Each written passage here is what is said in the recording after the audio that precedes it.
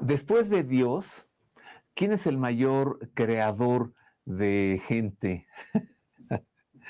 ¿Es posible que alguien fuera de Dios haya creado eh, gente, personas?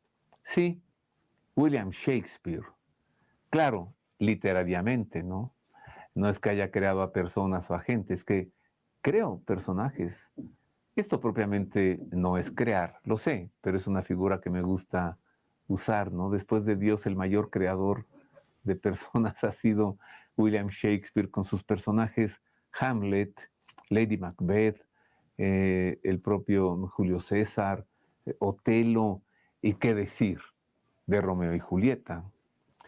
William Shakespeare en sus obras, en sus dramaturgia, en su teatro, nos entrega muchos valores cristianos, muchos valores católicos, en un momento muy difícil para él en la Inglaterra anglicana, cuando él, siendo católico, tuvo que escribir con mucho cuidado para que no considerara a la reina que se le estaba oponiendo a ella, ¿no? Pero nos entrega pues muchos valores como en el Mercader de Venecia, cuando Shakespeare escribe allí el perdón, es una doble bendición. Bendice al que lo recibe, bendice a quien lo confiere. Y hoy, queridos amigos, analizaremos la figura de William Shakespeare, no solamente como dramaturgo, no solamente como el más alto exponente de la lengua inglesa, sino centrados en esto. ¿Cuál es la enseñanza moral, la enseñanza sustentada en los valores cristianos católicos que William Shakespeare nos entrega a través de sus personajes? Para tratar este tema busqué a un gran filósofo, quien es también un gran conocedor de William Shakespeare. Ya he tenido el gusto de conversar con él acerca de Don Miguel de Cervantes Saavedra y ahora lo haremos acerca de William Shakespeare. Me refiero a Jorge Luis Ortiz, quien es director de la Facultad de Filosofía en la Universidad Intercontinental. Querido Jorge Luis, muchas gracias. ¿Qué tal? Muy buenas tardes, Roberto. Muy agradecido de la invitación. Aquí andamos otra vez. No, gracias a ti. Bueno, ya hablé contigo de Don Miguel de Cervantes Saavedra y también del ¿De Dante Alighieri, ¿no? Sí, sí, ya son los tres grandes de las lenguas del Renacimiento, la italiana, la española y ahora la inglesa, con un denominador común. Los grandes temas de la literatura son profundamente humanos. Ajá. Oye, William Shakespeare es una estrella que brilla solita en el firmamento del cielo de Inglaterra. Porque yo creo que sin William Shakespeare, los ingleses diríamos, ¿qué le han dado a la humanidad? ¿Qué le han aportado? No, no me vayan a decir que los Beatles y los Rolling Stones, que estoy totalmente de acuerdo. Y además Dire Straits. No, Sí, digamos, del siglo XIX para abajo, sí, si sí, no es sí. por William Shakespeare, ¿qué nos ha dado Inglaterra? El té no es de ellos, es de Tailandia. El whisky no es de ellos, es escocés, bueno, irlandés. Pues, ¿qué nos han dado? Todo lo copian los ingleses. William Shakespeare, estrella que brilla sola en el firmamento del cielo de Inglaterra, ¿o no?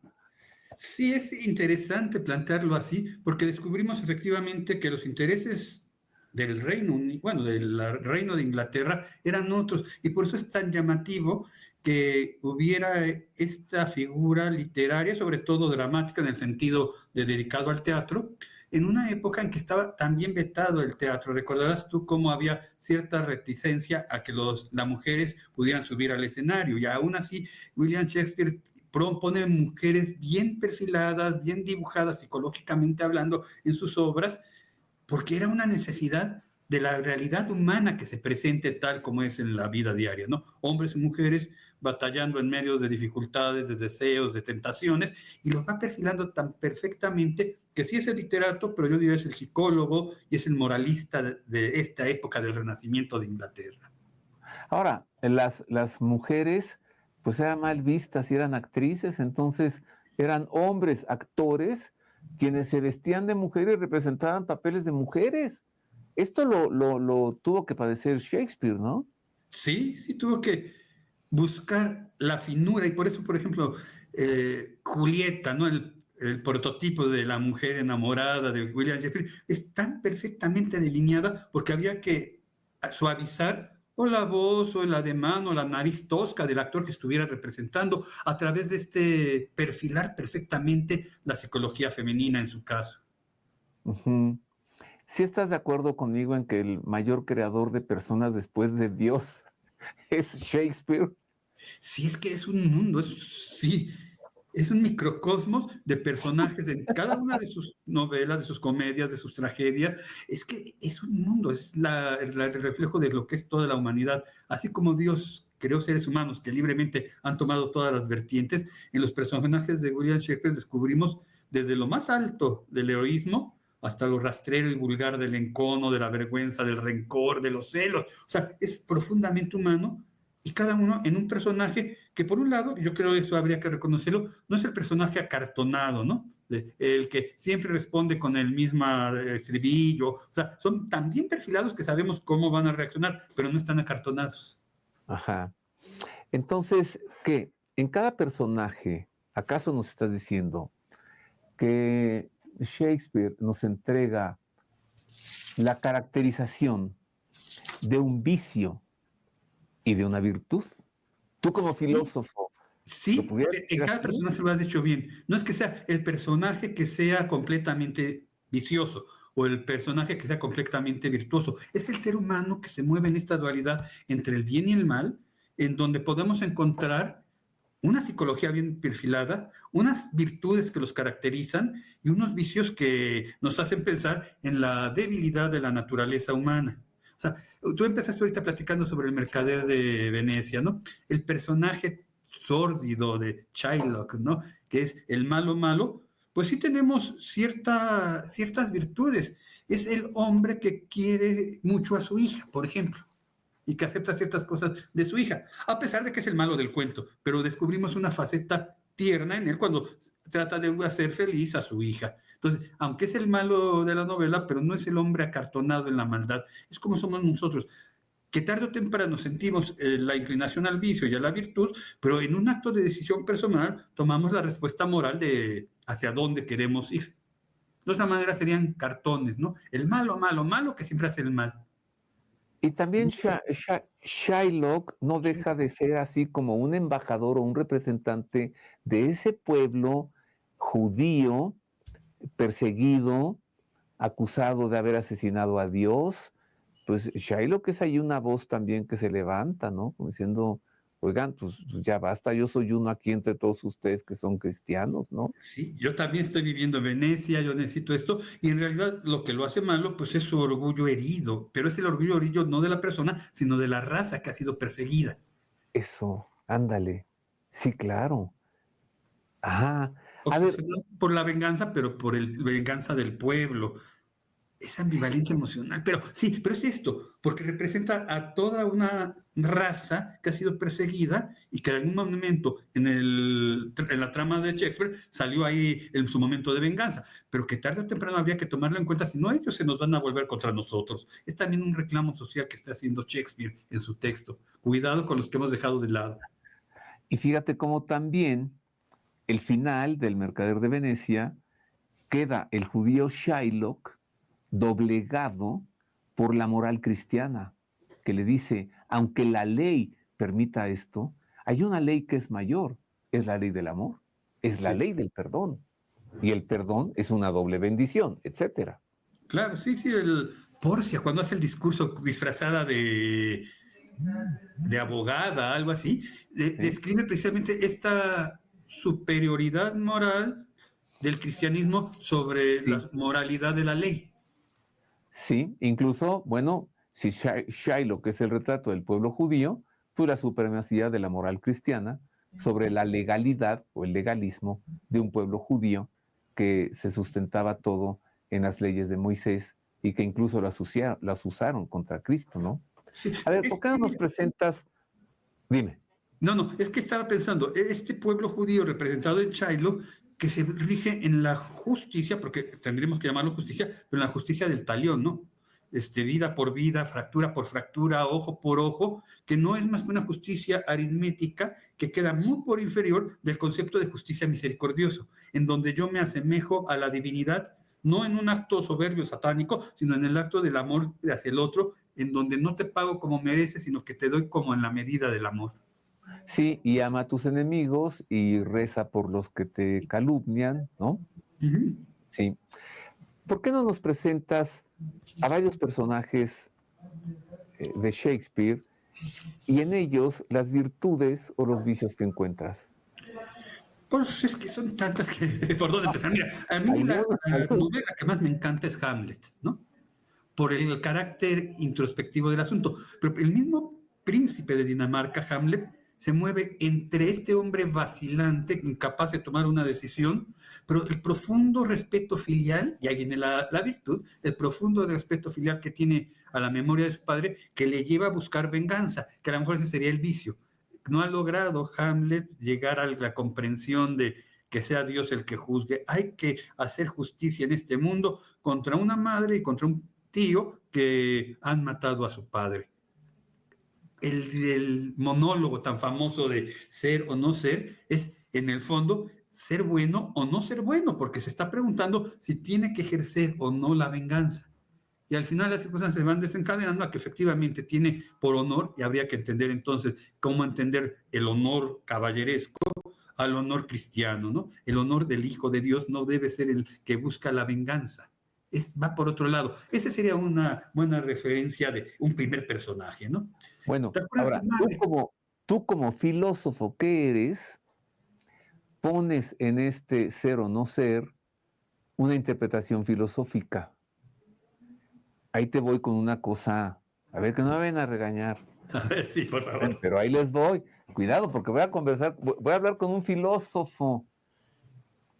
Hamlet está pensando en el suicidio, lo está considerando. Uh-huh. Pero el asunto es que como en inglés solamente tienen un verbo que significa ser o estar, Existir, es sí. to be, en cambio en la lengua castellana tenemos el verbo ser o el verbo estar.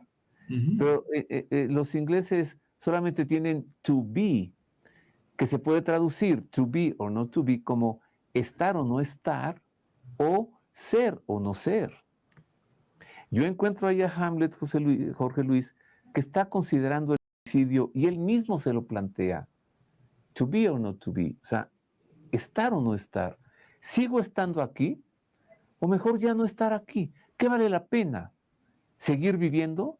¿Seguir siendo? O mejor ya no ser para no estar. Sí, esta Perdóname, pero reflexión la me puse concedo una espantada tu perfectamente. filosofía. Es una reflexión existencial. ¿Estoy o no estoy? Pero Ah, estoy en un estado determinado, porque si decido permanecer, estar en este mundo, lo tendré que hacer asumiendo la responsabilidad de cometer un crimen del cual mismo yo me estoy quejando, el asesinato.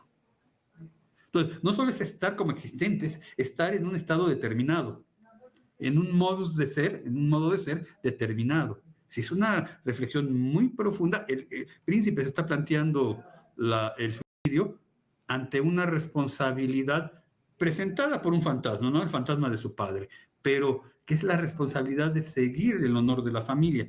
Y a veces esa es una cuestión que tenemos que hacer. O seguimos el honor de la familia, la tradición de la familia, o hacemos lo que tenemos que hacer como buenas personas. Sí, es profundísimo. Hay tantas ah, referencias a este monólogo que es tradicionalmente clásico de Shakespeare, que podríamos encontrar la beta moral, la beta existencialista, la beta psicológica, la beta de antropológica. existencia antropológica, porque es profundamente oscuro el panorama hacia donde se mueve Hamlet. Está la situación de ser asesino. Y entonces Mira, una salida sería no estar aquí. sí te propuse esta posibilidad de suicidio, pero tú me respondiste, me regresaste el raquetazo eh, con la idea de sigo haciendo lo que mi familia ha hecho o despego para ser yo. O sea, Uh-huh. ¿no? O sea, o sigo siendo lo de siempre, o tengo que volar y ser yo. Ahí tiene otra interpretación, to be or not to be, Sí, ser o no ser. sí, sí. Y era en donde tú tenías razón, creó el personaje, o sea, creó la persona de Hamlet con tanta fineza Shakespeare que nos presenta lo más profundo de las reflexiones que hemos estado trabajando, ¿no? Existenciales, psicológicas, morales, familiares. Es que es una maravilla este personaje, en realidad la novela, te digo. En el caso de Shylock, es que Shylock es para amarse también, tampoco ¿no? En el caso de Mercader de Venecia, este hombre resentido, pero que al mismo tiempo siente el orgullo de la raza y al mismo tiempo es un buen padre, pero se deja ganar, y eso es algo que nos puede pasar a todos los seres humanos, nos dejamos ganar por el resentimiento.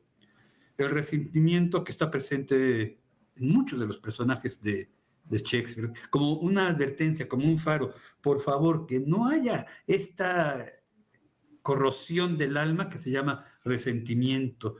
Acuérdate los celos que corroen en Otelo, también habla de estoy sintiendo odio hacia alguien, y yo creo que es lo peor que puede hacer una persona, independientemente si es cristiana o no, el que te aceptes que odias a alguien, te va minando tremendamente la existencia, porque aunque cumplas tu venganza, nunca estarás satisfecho. Cuando el amor te lleva a odiar, Sí. qué paradoja. Odio porque amo. Ahí está la grandeza y miseria humana. Odio porque amo es algo no se ha planteado bien. Sí, entonces, a ver, síguele, porque ya con esta apenas nos has presentado a Shylock, A Shylock, a Hamlet. a Hamlet, y ahora dijiste algo de Otelo. Y ya nos estamos viendo retratados en ellos. En todo, sí. En estas paradojas humanas. Vamos con Lear, ¿te acuerdas el Rey Lear? Esta novela Sí, también agradable. sí. Un hombre anciano, orgulloso, impulsivo, vanidoso, o sea, tiene muchas de dónde ser criticado, pero termina presentando dos virtudes cristianas fundamentales. El arrepentimiento, pues reconoce al final sus errores hacia su hija Cordelia, busca redimirse, por ejemplo, el verdadero arrepentimiento no es de chin, la regué, sino que además busco redimirme, y una profunda humildad porque acepta su propia vulnerabilidad. Este rey soberbio de repente al final se redime al descubrir su vulnerabilidad. Hay humildad y arrepentimiento, que tú me darás la razón, son características fundamentales de un buen cristiano. A ver, te voy a interrumpir porque como nos vas a seguir mencionando varios personajes, déjame entonces presentárselos a nuestro amable público, ¿no? Claro que sí. Presentarle la obra, una breve semblanza, pues, de la obra de William Shakespeare, algunas de sus obras de teatro, algunos de sus personajes, para que, ahora que Jorge Luis nos siga presentando a varios de ellos, pues más fácilmente los podamos identificar.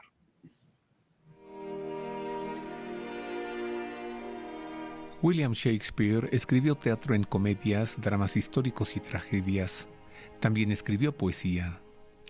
Dentro de la obra dramática de Shakespeare son consideradas tragedias las obras cuya trama lleva a una irremediable desaparición del héroe. Comedias, las peripecias humorísticas con final feliz. Y dramas históricos, las que reflejan pasajes de la historia de Inglaterra. Las dos últimas etapas creativas de Shakespeare se denominan comedias problemáticas, puesto que escapan a la clasificación tradicional, incluyendo rasgos trágicos y cómicos, y tragicomedias románticas, comedias tardías o simplemente romances, las que al final de su vida fijan temática y estructura inspirada en literatura medieval, aunque con una depurada sencillez formal. Entre 1590 y 1616, Shakespeare prácticamente escribió una obra cada año. Sus comedias, Mucedorus, Los dos caballeros de Verona, La comedia de las equivocaciones, La fierecilla domada, Trabajos de amor perdidos, Sueño de una noche de verano, El mercader de Venecia, Mucho ruido y pocas nueces, Como gustes, Las alegres comadres de Windsor, Noche de Reyes, Bien está lo que bien acaba y Medida por medida. Sus tragicomedias románticas, Pericles, Cimbelino, El cuento de invierno, La tempestad, Historia de Cardenio y Los dos parientes nobles.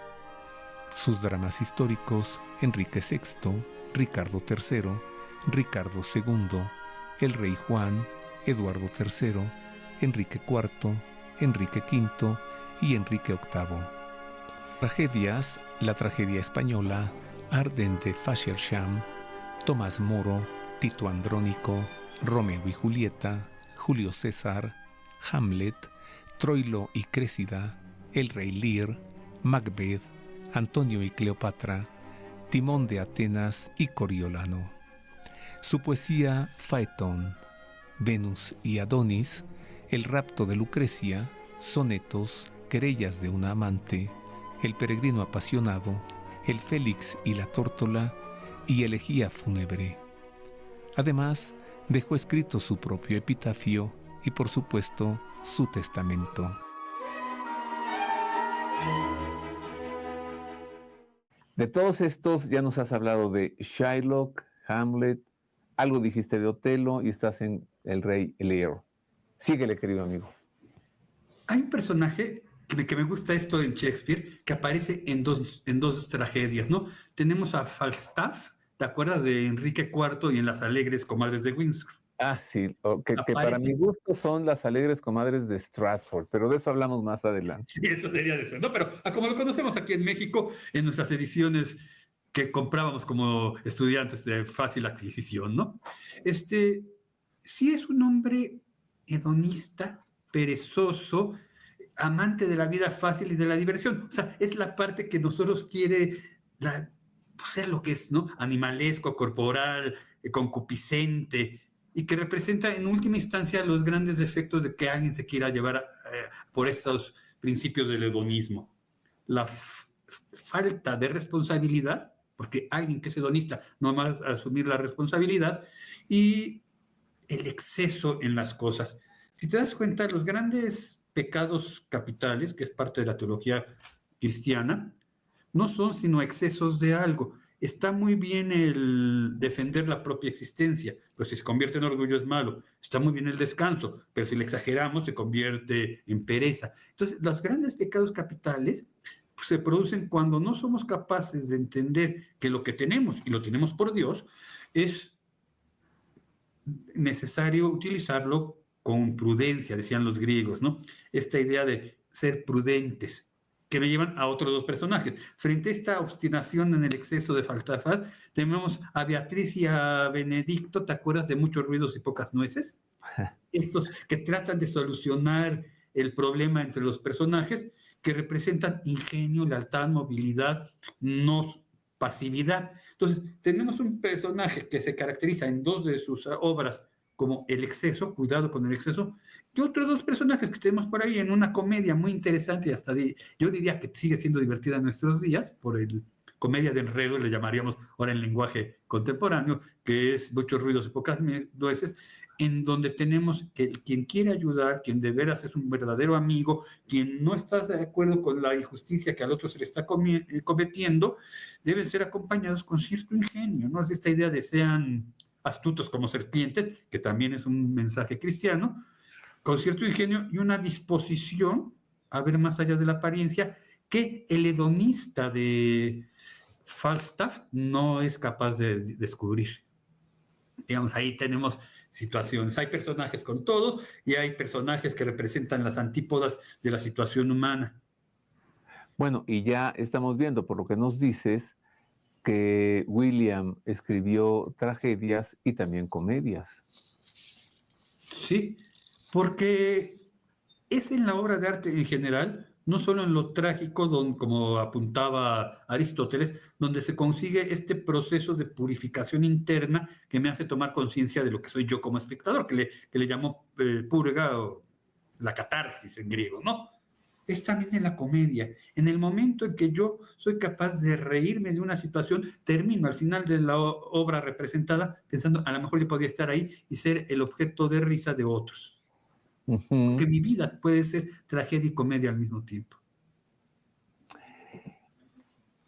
El sueño de una noche de verano es una comedia. Sí. ¿Y a qué va? Digo, es toda celta, ¿no? Además, Sí, todos los personajes son celtas, el duende es genial, pero ¿a qué va? ¿Tú la ves como tragedia o como comedia?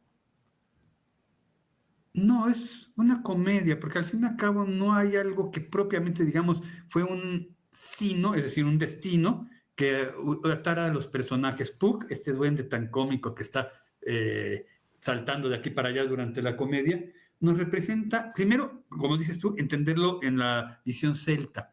La noche de San Juan es el momento que para aquellas regiones sería como nuestra noche de primavera, de Pascua, ¿no? Porque es cuando realmente ya empieza a hacer calorcito. Entonces, parece ser que este renacer de la naturaleza ya con calorcito, diera permiso a todo lo que pasa en el sueño de una noche de verano, ¿no? A excesos y a intrigas y a libertinajes que se van urdiendo, entre otras, por ¿no? O sea, Este, nuevamente, es la oportunidad de encontrarnos nosotros allí en esa fiesta de personajes. exactamente en este buffet de personajes, porque está virgarrada los sueños de una noche de verano con personajes por aquí, que además no solo dicen lo que dicen literalmente, sino hay que irles buscando el simbolismo que va representando en esta gran noche, la noche de San Juan, ¿no? Que es la noche en donde para Inglaterra empieza la vida ya no tan difícil, brumosa del invierno, otoño, y de una muy fría primavera que nosotros no conocemos. Entonces hay que entenderlo por esa región. Los bosques de Inglaterra siguen siendo brumosos en primavera. En el verano, marcado por la noche de San Juan, empieza a haber como una claridad de luz. Y aquí viene la advertencia moral, pero no se me disipen. ¿Te acuerdas? Ese exceso que hay en algunos de los personajes que refleja pues, una visión muy clásica en aquella época, que la virtud está en el medio. Idea aristotélica, pues, pero que Shakespeare la pone completamente. Sí, duende Pug, bueno, ¿te acuerdas aquel actor Mickey Rooney? Yo creo que le debe toda su carrera al duende Pug. Sí, es que es genial el personaje, Sí, y está exigente. finalmente le debe su carrera a William Shakespeare. Sí, sí, sí, Bueno, porque con síguele. eso se debe conocer, sí. Oye, Ricardo III, o sea, ¿puede haber alguien más malo, más cruel que Ricardo III? Ajá, que representa lo peor de la naturaleza humana, ¿no? Hasta las bajezas en que Sí, podemos llegar. Porque en la búsqueda de la justicia, en la búsqueda del honor, en la búsqueda de lo que considero que tengo derecho, uno puede ser perfectamente perverso. Mira que estoy hablando perfectamente imperfecto, ¿no? Porque la perversión es un vicio. No solo hago cosas malas, sino que me regodeo en ellas, cuido, busco donde duele al otro. Es que, oye, ¿cuántos Ricardos terceros hay en esta vida? Te has de haber encontrado tú por ellos. mira cómo comienza Ricardo III. Ya desde que inicia es un drama, una tragedia, porque, bueno, ya el invierno de nuestras desventuras se ha transformado en un cálido estío por este sol de York, ubicada en la Batalla de las Rosas, ¿no? Las casas Sí. de York y de, ¿qué es la otra? Lancaster, ¿no? Y está, pues, la reina ante el cadáver del rey, de su majestad, velando a su amado que ha sido asesinado. Y se acerca Ricardo III, que es prácticamente el responsable de esa muerte, y trata de seducirla y la seduce para que se case con él y sea la reina. O sea, así comienza Jorge Luis. Sí, Ya podemos esperarnos lo peor después de eso. ya lo ha El hecho. Si en personaje algún es momento cuando malévolo. sí, es ese punto, ¿no? Esta ambición desmedida, por ejemplo, lo que refleja Ricardo III es un complejo de inferioridad por su deformidad, ¿no? Física que lo lleva al resentimiento. O sea, es la palabra resentimiento, ¿no? Y entonces, en el momento de mayor vulnerabilidad, que es la pérdida del duelo, es que él actúa pues con una inteligencia maquiavélica, podríamos decir, todavía Maquiavelo no existe, ¿no? Pero con una inteligencia que lo presenta extremadamente astuto, capaz de usar la persuasión, de unir enemigos en pos de una causa común, pero a pesar de su villanía, descubrimos algo que sí me gustaría hacer como Ricardo III todos, ¿no? Es tremendamente ingenioso y hábil. El problema es bueno, sí. para qué utilizo el ingenio y para qué utilizo la habilidad. Los grandes enemigos de la humanidad han sido gente demasiado inteligente, han sido gente demasiado hábil. Es que uno actúa conforme al fin que persigue. Entonces, el problema moral planteado ahí es, ¿dónde está mi elección del fin? Dice el proceso moral, que viene la elección del medio y después viene la elección del fin. Ok, bueno, perdón, primero la elección del fin, después busco los medios. Pero el problema moral, cuando uno empieza a decir realmente es pecado, es en el punto de los 12 pasos, en el 4, que es sí lo quiero hacer, ¿no? A todos se nos ocurre hacer cosas malas, es la tentación. A todo el mundo puede tener este juicio de conveniencia. Oye, estaría padre que lo hiciera. Oye, si más vecino porque siempre me deja su coche encima, oye, estaría padre. Después viene, total, sea que horas llegan, nada más le echo el coche para atrás y lo atropello. Y hasta ahí no hay pecado. El pecado Ricardo comienza... III lo hubiera hecho y Ajá. además se queda con el coche, con la esposa y con la casa del vecino. Sí, para todo, porque desde el momento dijo, sí lo quiero hacer, no es el momento, lo voy a hacer. Esa es la elección del Es fin. un personaje Entonces, que aunque es contrahecho, jorobado, deforme, que él mismo lo dice, yo, mal formado, inacabado de hacer, lo dice. Es un personaje con el que nos identificamos y lo siento, Jorge Luis, pero a veces hasta nos cae bien. sí, porque es tan malo que hasta llama la atención, ¿no? Y toda la obra gira en torno a él. Cuando no está en escena, como que la obra se empieza a caer. Y nomás entra a escena Ricardo III y hasta nos erguimos en los asientos porque nos satisface ver otra vez a ese malvado, ¿no? Que como que nos está vengando a nosotros, ¿o no? ¿O qué? Sí, también te digo, en este caso del vecino lo planteaste muy bien. Yo le echo el coche, me quedo con la esposa y con la casa y sí, mientras nosotros estamos pensando, es que ese sí se atrevió. Cuando uno se enoja Gusta. porque el otro hizo lo que yo no me permito. Eso, exactamente. O sea, nos vemos identificados en Ricardo III.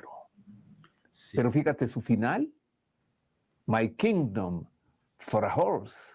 Sí. Todo lo que hizo, todo lo maldito desgraciado que fue, para todo perdido y cambiando su reino por un caballo en el que salir huyendo. Sí. O sea, tiene su castigo. Sí, tiene la consecuencia de la vida es que obras mal, algo te va a pasar mal a ti. Y no es amenaza, es lógica básica, ¿no? Si yo aviento una pelota contra la pared, me tengo que poner buzo porque la pelota va a regresar. Ok.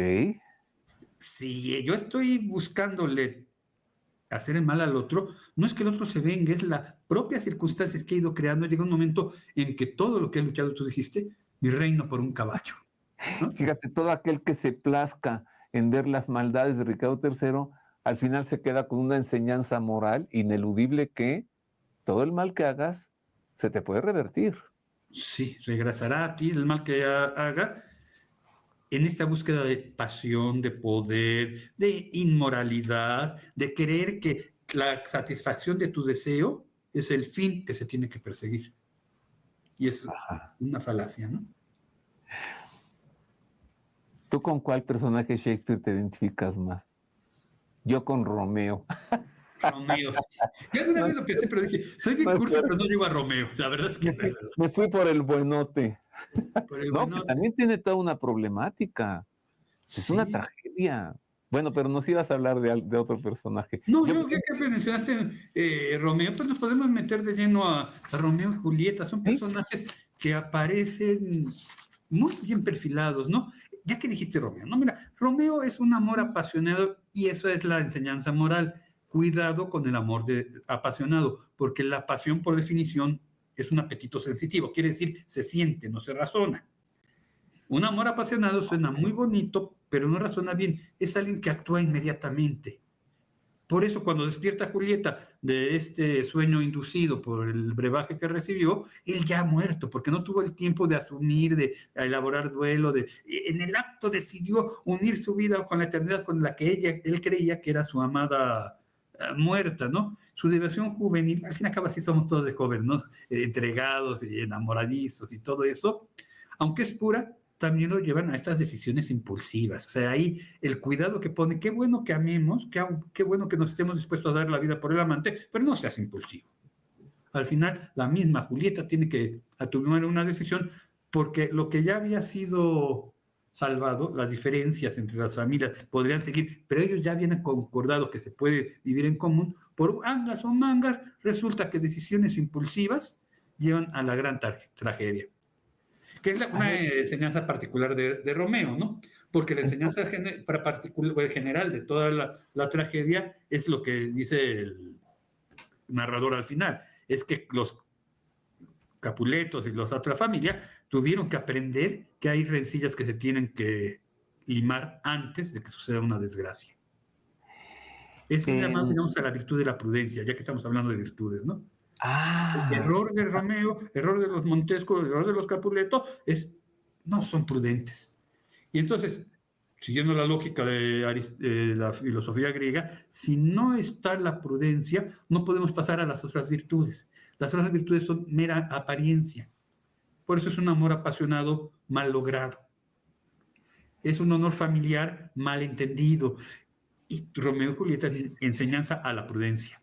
Y es un amor que no muere, sino que prefiere la muerte a continuar. Qué cosa tan triste.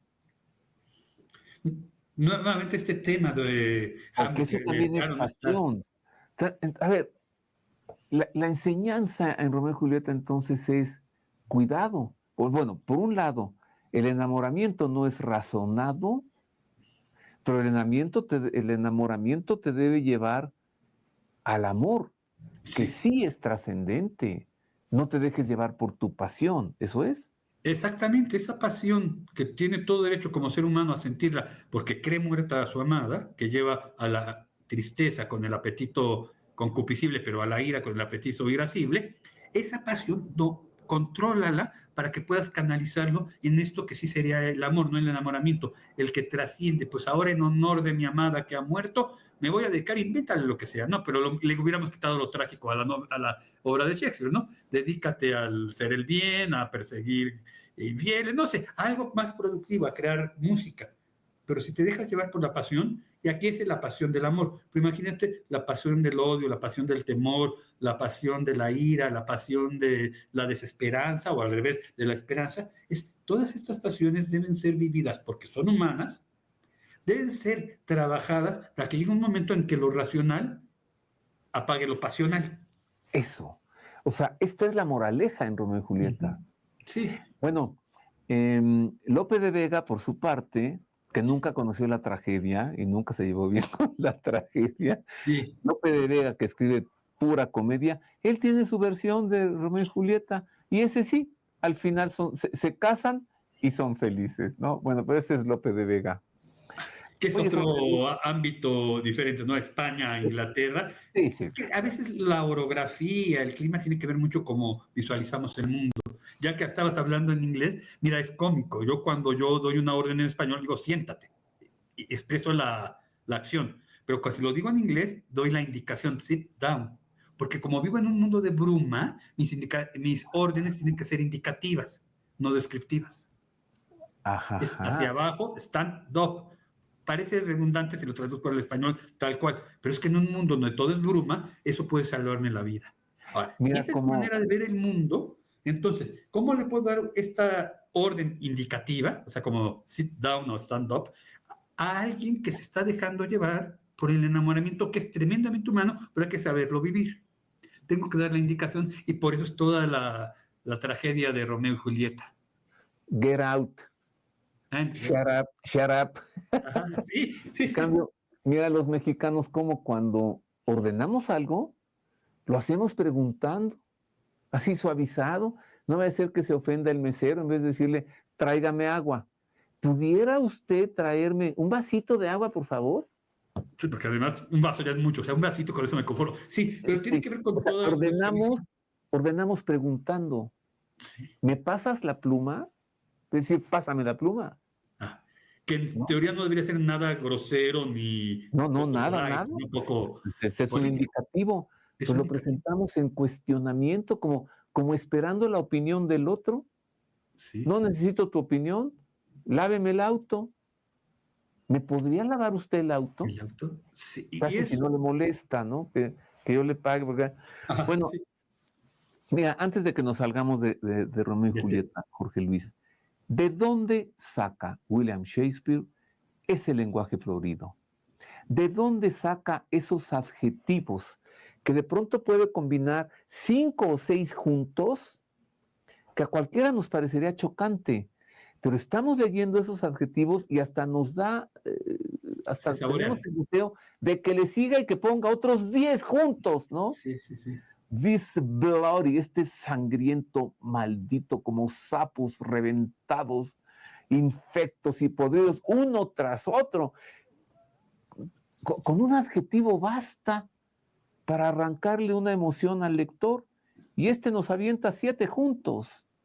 ¿De dónde sacó él ese lenguaje florido? Si él nada estudió, Es el era punto. un viene-viene de los coches de caballos afuera del teatro en Londres. Era un viene-viene. ¿De dónde? ¿De estar oyendo? No me la creo. Te lo pregunto porque, por esto, mira, hay quien dice que él no escribió nada, que todo lo escribió otro y que él es el que da la cara. Y segundo, te lo digo también porque después de Romeo y Julieta, Jorge Luis, ya no se puede pedir nada más. Ya no se puede escribir más sobre el amor. ¿Quién puede superar la expresión del amor y esas palabras en Romeo y Julieta? ¿De dónde pues saca todo ese lenguaje? Como dices tú, toda obra de amor después es un refrito de Romeo y Julieta, sí, en eso estoy de acuerdo contigo. Ok. Sí, ¿y de dónde saca? Yo esta tesis la he oído, es otro el que escribe, pero al fin y al cabo le echo a este la culpa por si tengo problemas con las leyes de la reina, pero yo creo que sea alguien que se dedica a los caballos, sí da mucho pie a oír cómo hablan ellos. Ahora, estamos viviendo una época especial en Inglaterra. Todavía existe esta idea de ciertas figuras retóricas y entonces es común que se recurran a ellas. Por ejemplo, el elenco.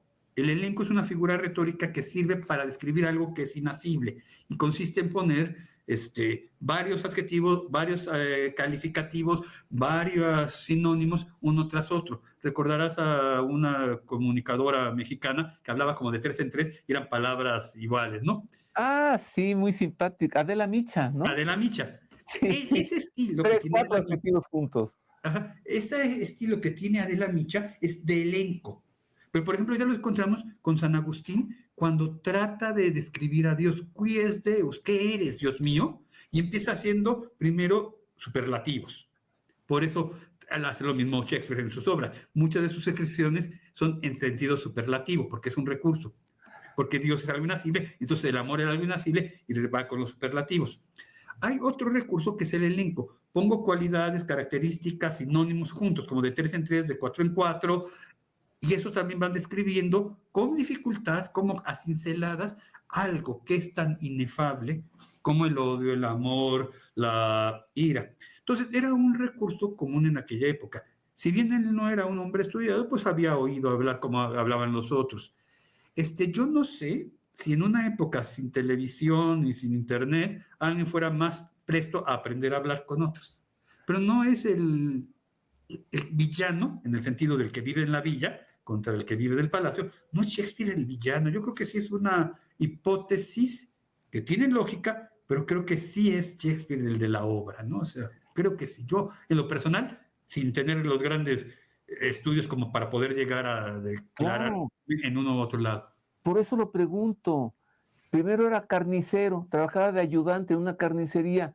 Por Dios, ¿qué expresiones, qué lenguaje se puede sacar de allí? Aparte del pásame el DC, pásame el hacha, ¿no?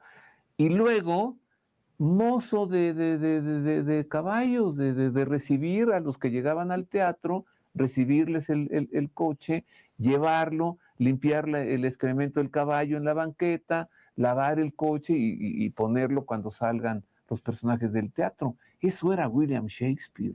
Vuelvo a preguntar, ¿de dónde saca tan floridas expresiones? Y esas figuras literarias. Oye, ya quisiera yo un día escribir un párrafo como él. Sí, ¿no? Con esa delicadeza y exactitud del Y lenguaje. eso que yo sí fui a la universidad, y él ni a la prepa, Sí, no, era hermoso lo que tú dices, pues ni a Carnicería, la ¿no? secundaria fue. Sí.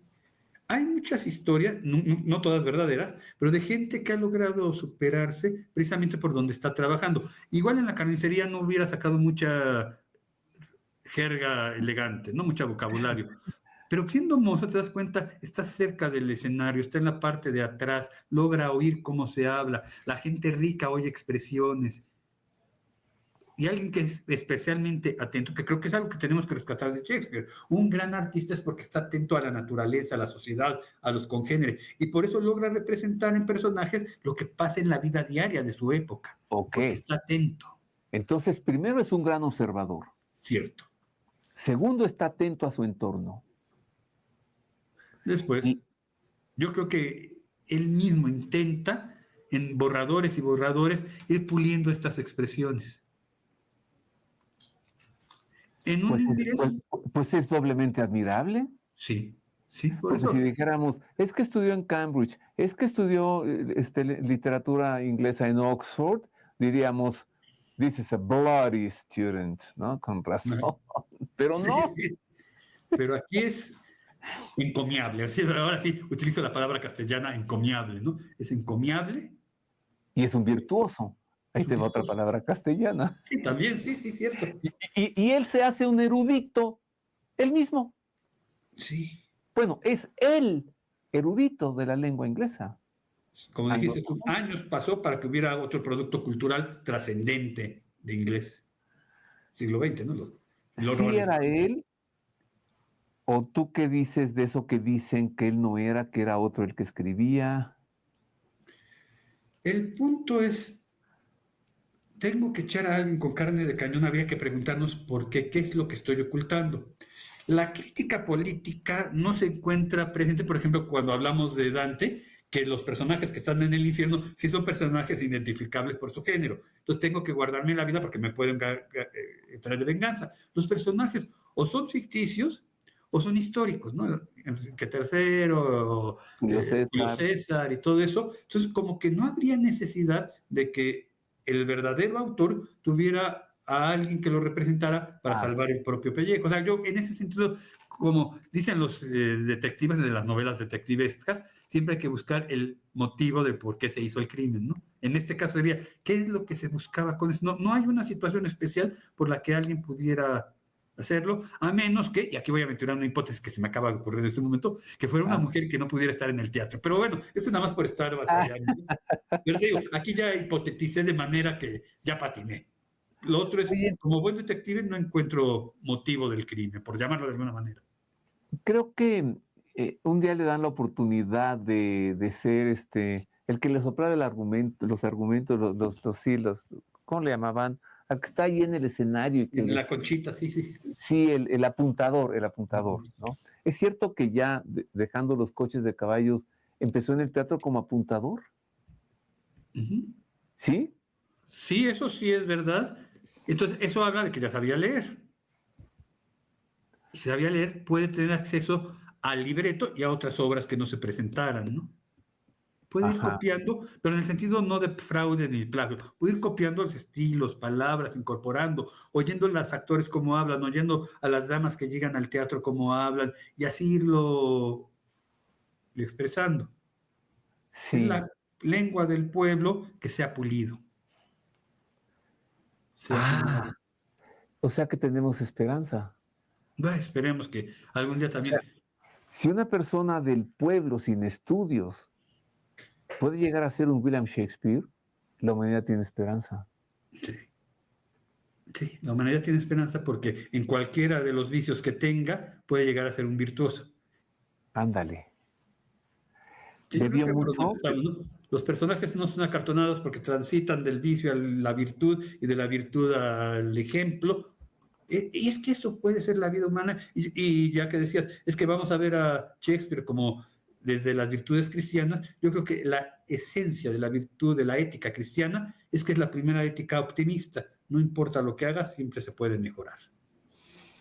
Bebió mucho whisky, ¿no? Bueno, sí, también Se, ha de des- ser. se- Hay que se- inspirarse de vez en cuando. se desveló mucho, ¿no?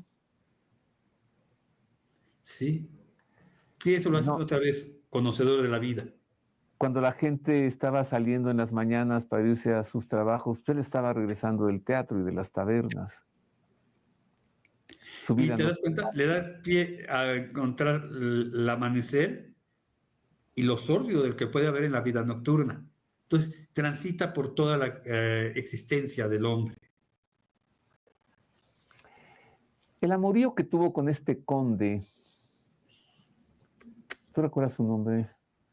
Sí, fue un amorío, sí llegó a la homosexualidad, Shakespeare, o simplemente fue una relación muy amistosa, muy pasional, y encuentra en él a un mecenas, el conde de Southampton, quien además le regala un teatro. ¿Cómo analizar eso? Es que mira, nadie te da nada gratis y entonces ya vienen las malas vibras. Pero yo creo que como buenos cristianos hemos de entender que sí es el mecenas, el que por el gusto de ver una... Es que imagínate qué deleite ver por primera vez una de estas obras ahí. Y al fin y al cabo soy el mecenas, voy a entrar gratis. Entonces yo creo que es alguien, y es también un llamado a nosotros, nunca piensen mal, porque a lo mejor sí hay unas muy buenas intenciones. Nosotros a veces no hacemos el bien porque ¿qué van a decir? No ayuda a este niñito a terminar los estudios porque van a decir que quiero otra cosa de él. Y no es cierto, o sea, sí se puede hacer el bien sin buscar una segunda intención rastrera, vulgar, innombrable. No, cuando uno tiene un amigo, el amigo viene a ser como la otra parte del alma que yo no he logrado encontrar. Entonces la relación puede ser muy cercana. Pero en una Inglaterra donde la homosexualidad es tremendamente perseguida, supongo que estarían arriesgando los dos a castigos. Todavía no llegamos a la época victoriana, pero sí ya estamos sancionando en Inglaterra esta actitud. No creo que sea necesario plantear lo sórdido detrás de una buena acción.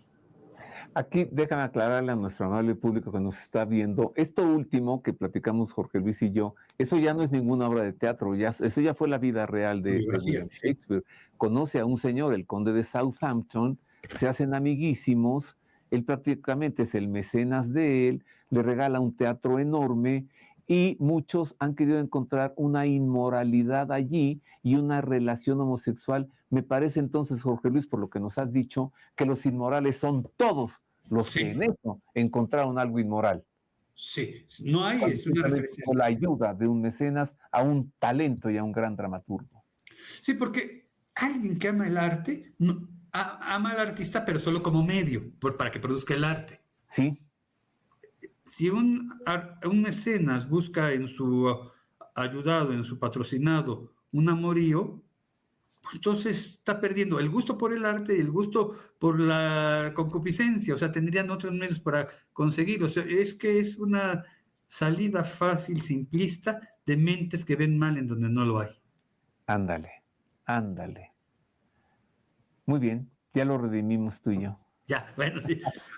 Y es que, mira, a partir de ahora podrán encontrar muchísimas razones para decir lo contrario, pero bueno, están al Julio margen. César, Estará al margen de la grandeza de Shakespeare, ¿no?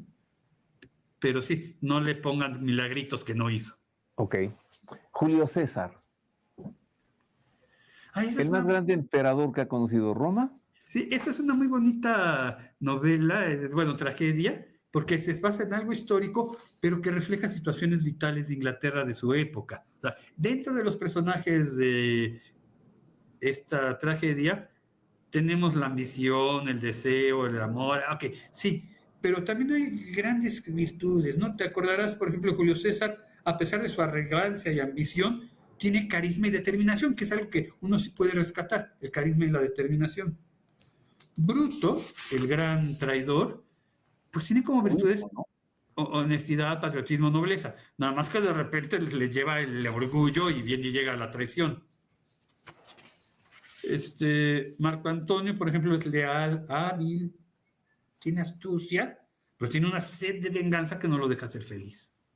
Ah, Es oportunista, ¿no? Entonces, envidioso. envidioso. El amor y la lealtad de Calpurnia, por ejemplo, me me llama la atención, pero se enfrenta a una ingenuidad, tampoco sean ingenuos, volvemos a lo mismo. La riqueza de los personajes se presenta ahí con la ventaja de que es un personaje histórico, con una historia medianamente conocida, la traición de Bruto, pero que permite a Shakespeare jugar con situaciones que se están viviendo en su época, en su momento. En esa Inglaterra del Renacimiento. Lady Macbeth habrá sufrido mucho para que su majestad la reina Isabel, no pensara que Lady Macbeth era ella. A ella sí, ¿no? Tuvo que modificarla muy bien, perfilarla muy bien, dibujarla muy bien, porque sí está haciendo una crítica, una ambición desmedida, y parece que la reina ya empieza a cojear de ese pie, ¿no? De una ambición desmedida que personifica la avaricia por el poder, que lo lleva a cometer actos atroces y lo conduce finalmente a la ruina. Nuevamente, la moraleja. Yo creo que sin ser moralista, moralino, no sé cómo quieras decir en sentido peyorativo, sí son enseñanzas morales que permiten descubrir que hay puestos, trabajos, oficios que nos permiten o nos ponen en situaciones de riesgo. Ahí, en esos momentos, nosotros tenemos que estar atentos. Porque me tocó ser la reina, no me tocó ser el rey Lear, me tocó, sí, pero hay que estar atentos. Porque la ocasión no hace al ladrón. Esa es la enseñanza cristiana, la ocasión no hace al ladrón. Mi abuela decía, en arca abierta el justo peca, no es cierto, en arca abierta el justo no peca. Pero hay que estar atento. ¿Crees que juzga a los personajes? A los que no inventa él, a los que ya existen, como Julio César, como Ricardo III, Enrique VIII, Lady Macbeth, ¿los juzga? ¿Es un juez Shakespeare? Es que juzgar tiene dos acepciones. El juzgar del juez y el juzgar de kritos, en griego, que quiere decir el que sopesa, el que considera. Juzgarlo como juez es decir, es malo y merece castigo. Juzgar es como kritos en griego, es el análisis que se hace de una situación para que una facultad humana, que es la sindéresis, logre determinar si se debe actuar o no. Estoy juzgando, pero no es en sentido judicial. Estoy ponderando, vamos a llamarla así, estoy ponderando la situación para descubrir su bondad o maldad. ¡Wow! A ver, Jorge Luis, es que tengo que decirte eso porque estoy conversando no con un filósofo, estoy conversando con un gran filósofo, que es Jorge Luis Ortiz, y pocas veces tiene uno estas oportunidades. Entonces, fíjate bien lo que te voy a decir, Jorge Luis. Yo comencé esta entrevista diciendo, después de Dios es el segundo creador más grande de personas, ¿no? Así comencé hoy. Mira, Dios nos ha creado. Dios envía a Cristo y Cristo es juez de cada uno de nosotros. Por lo que acabas de decir, me siento muy aliviado porque me acabas, sin darte cuenta tú, de presentarme a un Cristo juez no judicial, sino que pondera lo que hice yo. Cierto. Y dime una cosa, Shakespeare se inventa todos estos personajes para ser juez de ellos en el sentido en el que nos dijiste tú. Entonces es un aliviarse la vida él mismo. Sí, porque el que me está comiendo el hígado de al lado no lo puedo juzgar judicialmente, sino lo tengo que ponderar con sindéresis. Es decir, lo tengo que ver el qué hizo, por qué lo hizo y cómo es posible, porque en el fondo todas las obras buscan la redención. Cuando la tragedia lleva al personaje a morir en las obras de Shakespeare es porque no aceptó la posibilidad de redimirse, más allá de la redención salvífica del Evangelio de nuestro Señor Jesucristo, es la redención en esta situación del problema. Cuando en el mercader de Venecia Shylock recibe el castigo de irse deportado, era la oportunidad de redimirse, nada más que él se afianzó en su... Sí. Como el buen judío no entendió la ley del Rahem, no de la misericordia, la ley del cristiano, en donde la justicia de Dios se llama misericordia. Ok, vuelvo a la misma idea. Cristo no condena a nadie, se condena a cada quien solo. Sí. Cristo redime y salva a todos. A todos. Los que quieran. Exacto. Bien, Entonces, Shakespeare era un gran teólogo. Sí, con esa profundidad de la teología del pueblo, en el sentido de, es un hombre de pueblo que habla de pueblo, que ha ido a refinar, imagínate, si ha logrado refinar su lenguaje, lo que no ha podido de refinar también de consideraciones sobre lo que implica, como dices tú, en una Inglaterra que se está alejando de la Iglesia Católica por determinaciones monárquicas, la importancia de conservarse fiel al mensaje cristiano. La misma reina, el mismo rey octavo, ellos merecen ser ponderados antes que juzgados. Anda. Porque fue lo que pasó con Lear, y con Ricardo III, y con Julio César, y con Bruto. Merecen ser ponderados. No, tú estás muy profundo, José Luis. Ay, no. No, tú eres de... Fíjense cómo ve las cosas un filósofo, ¿eh?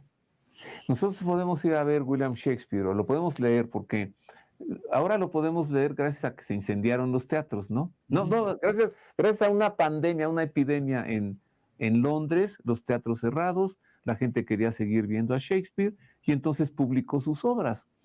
Hoy nosotros podemos ir al teatro y verlo o leerlo y podemos reírnos o podemos sufrir. Pero lo que tú nos acabas de decir, José Luis, es que podemos ver un juicio legalista o la ponderación de las virtudes en cualquier persona. Eso ya va más allá de cualquier apreciación. O sea, ya no vamos a poder ir al teatro igual después de que tú nos dijiste esto. Lo podrán hacer, pero ya tendrán un ejercicio que es lo rico de ir al teatro, al cine, a todas esas actividades. Después de la contemplación estética del arte, hay que hacer el juicio de qué es lo que estoy purgando, catarsis, qué es lo que estoy aprendiendo, qué es lo que estamos diciendo. Y sí, hay una ponderación sana. El lenguaje normal es el mismo. Hago un juicio, estoy juzgando, pero no estoy juzgando judicialmente. Sí. Y yo creo que es así, como lo dijiste tú, esa es la fe que yo sí creo, ¿no?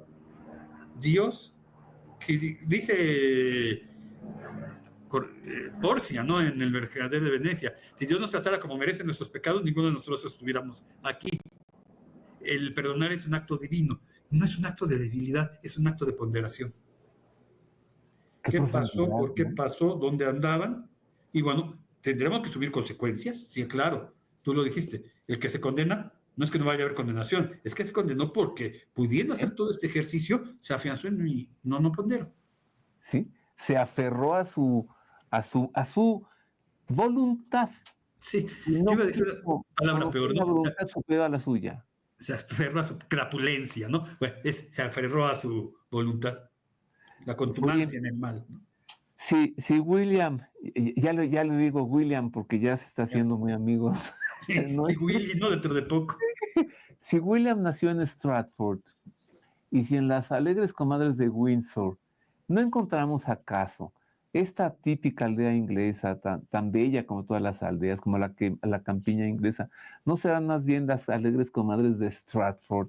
¿Y no será un poco como autobiográfico esa comedia? Yo a esa sí la considero tremendamente, si no autobiográfica, sí autorregionalista. O sea, sí retrató a su pueblo. Yo creo que sí lo retrató Stratford, ¿eh? Yo creo que sí. Es la aldea con sus chismes, con su gente buena, con su gente mala, con sus... Por eso es que lo hace como comedia, ¿no? Porque la vida al final es hasta para reírnos. Pero yo creo que sí tiene que ver con mucha de su autobiografía. Yo salí de ahí y vean lo que hoy, ahora estoy en Londres, pero aquello es mi raíz, habría que hacerle también un homenaje y por eso está la novela esta. La comedia, pues. Entonces son las salsas.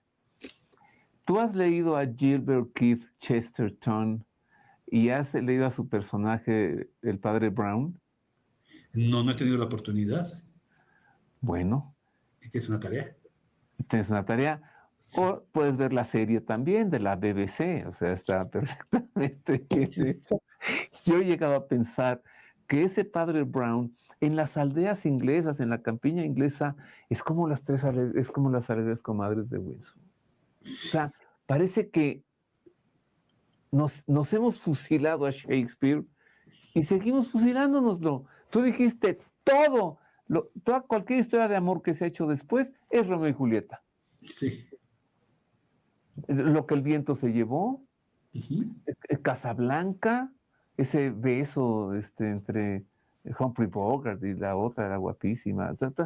Todos son Romeo y Julieta. Hasta Jorge Negrete con Allá Félix son Romeo y Julieta. Sí.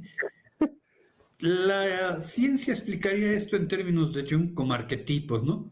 La mente humana va heredando ciertas formas, no contenidos, sino formas de lo que nos hace más útiles para poder sobrevivir en un mundo. Y el amor es algo muy útil para sobrevivir en el mundo. Entonces, como que se transmite por generación, dice Jung, estructura mental de nuestros antepasados que comprendieron qué es el amor. Y llegó un momento que se comprendió perfectamente en las obras de William Shakespeare. Por eso después es como que se repite el arquetipo. Enrique... del odio, del malo, del dolor, del amor, de la traición. Es la gran obra de Dios, ¿no? El gran teatro de Dios, y lo digo sin ningún afán de ofender, no es que seamos títeres o tengamos pues la creación humana refleja todo eso, ¿no? La creación de Dios en la vida humana refleja grandezas y miserias. ¿Cuál sería la única vida que no valiera la pena? Y no me encuentro ante ningún delincuente en el que no valga la pena luchar porque se redima. Oye, él lo dice, la vida. ¿Qué es la vida? Un grotesco payaso, un grotesco idiota, algo así, ¿no? Sí, bueno, sí, claro. Ay, ¿cómo quisiera acordarme de ese diálogo? La vida, ¿qué es la vida? Un idiota grotesco. Ay, no recuerdo. Tarea. Tarea. Ya cada uno de nosotros traemos tareas para la siguiente charla de café. Oye, Enrique V. No es una novela que yo haya fijado especialmente, así que no podría decirte grandes cosas de Enrique V. Me he quedado en las otras, en esta sí no he ahondado yo. Es que la riqueza de Shakespeare no se puede agotar a la primera y de repente uno quiere leer otra novela y otra tragedia y otra comedia y Bueno, regresa ¿de quién a las sí? A mismas ver, para sacarles... platícanos de otro personaje. ¿Perdón? ¿De quién sí te lo tienes bien identificado? ¿Algún otro personaje? Hay uno que no sé si recuerdas, tiene que ver con Otelo, pero es el maloso, el Yago. ¿En Otelo?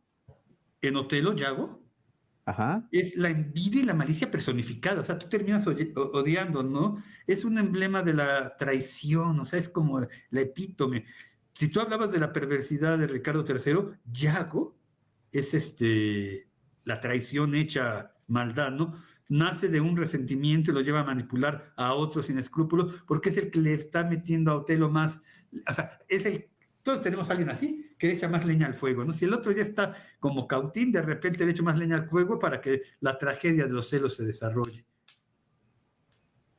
No es una persona agradable, al contrario a Enrique III que decías tú, llega un momento que hasta se apetece que vuelva a regresar a escena, es al que se abominas, es el que está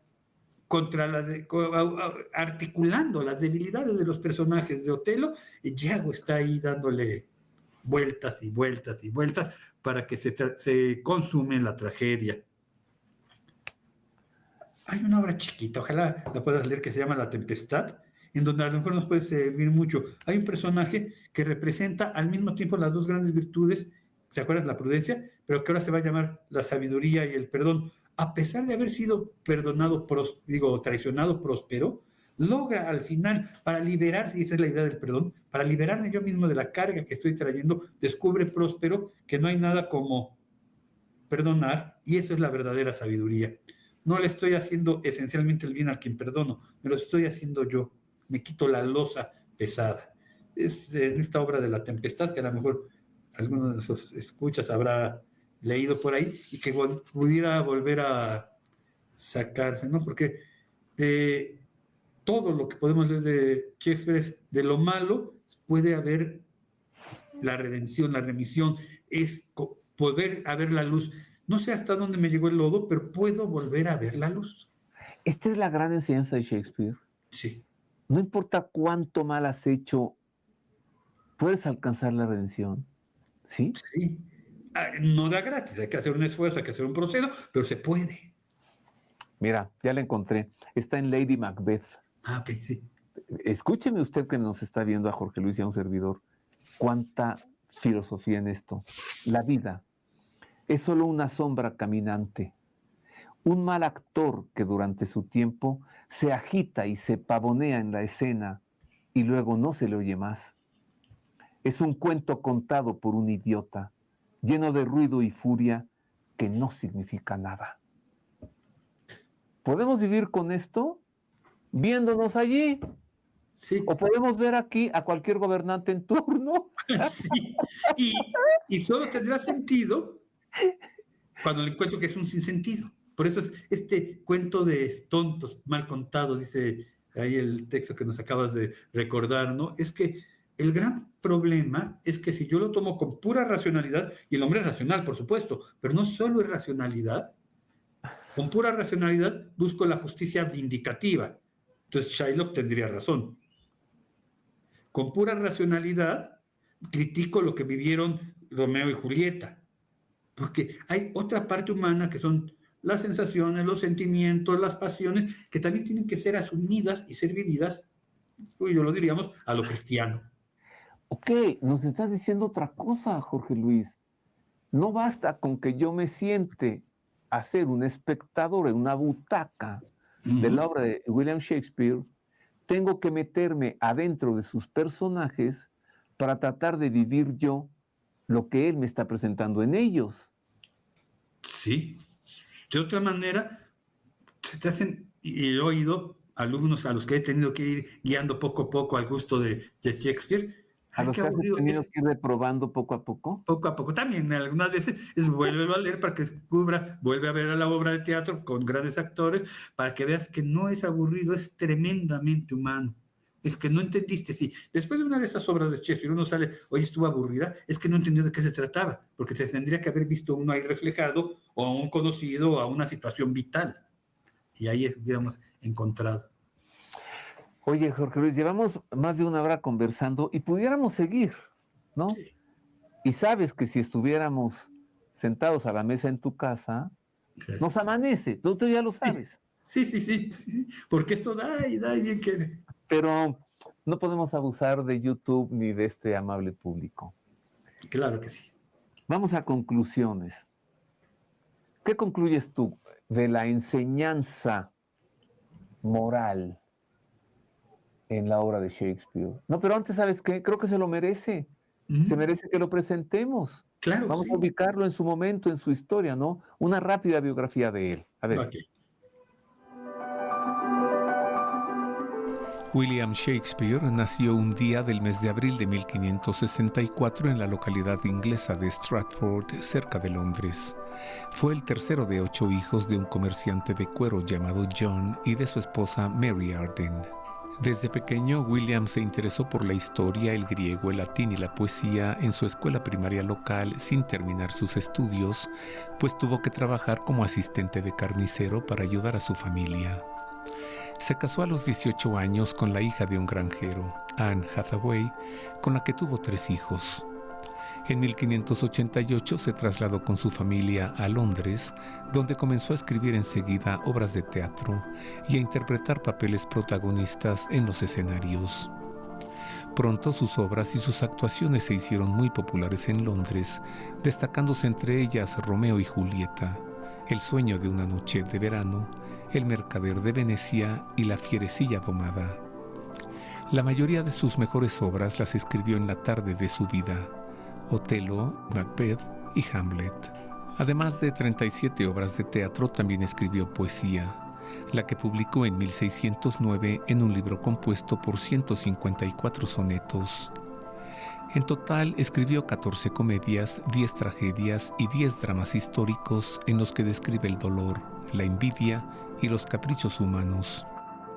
Considerado hoy como el mejor escritor en lengua inglesa de la historia y uno de los mejores del mundo, William Shakespeare murió a la edad de 52 años el 23 de abril de 1616 en Stratford, precisamente al día siguiente de la muerte de don Miguel de Cervantes Saavedra. Ya está, se lo merecía que lo ubicáramos en su lugar en su momento. Ya vimos que nació en Stratford y todo esto que hemos conversado. ¿Cómo resumes el legado escénico, literario, filosófico, antropológico de la obra de este hombre. Dios. Mira, cuando algo está bien hecho, no amerita patrocinadores. Es decir, alguien que lo esté promocionando. Que haya sobrevivido a tantos siglos la obra de Shakespeare, solo demuestra que está ahí, iba a decir drama, pero soy peyorativo, la existencia humana tal como es reflejada. Ándale. Con luces y sombras, con noches y días, estrellas y noches lluviosas, pero eso es la realidad. Y en la vivencia artística yo logro encontrarle esta coherencia a lo que aparentemente puede ser incoherente. Yo sí sigo insistiendo y lo he repetido en esta charla varias veces, busquemos esta enseñanza de cómo, no sé hasta dónde llegue, de mal, siempre es posible regresar a una redención, a redimir la acción, a ser mejores, ¿no? A la santidad no se llega de un paso, hay que ir siendo mejores cada día. Ay, querido amigo, mil gracias. Gracias, Roberto. Mil gracias por habernos dado tanta filosofía, tomando hoy como pretexto a William Shakespeare. Gracias. Gracias, querido Jorge Luis. Siempre a tu disposición, muy amable. Yo también tengo una breve conclusión. Aplíquele usted esto, que le voy a leer, ya lo dije hace un momento, a cualquier persona. Aplíquesela a la autoridad, aplíquesela al jefe de Estado, al presidente, aplíquesela a quien quiera usted. Y luego que haya disfrutado de aplicársela a él, se la voy a leer otra vez. Es de Lady Macbeth. La vida es solo una sombra caminante.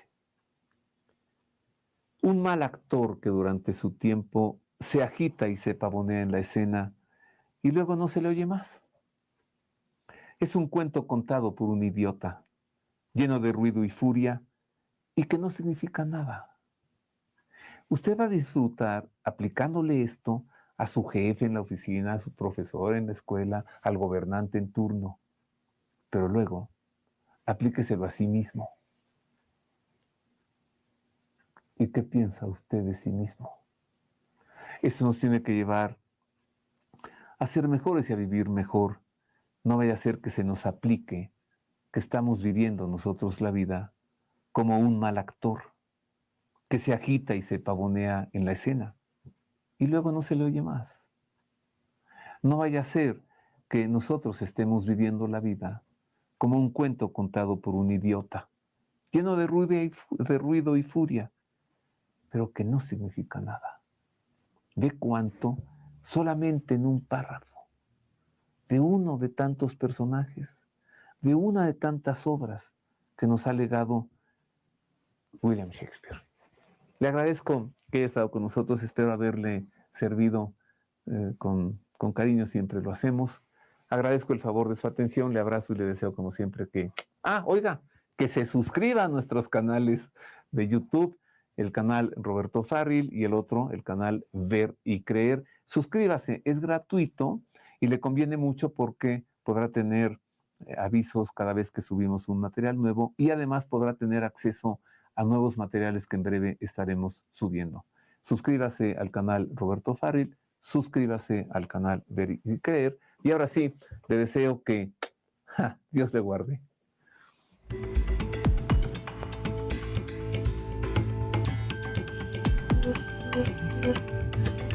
Thank you.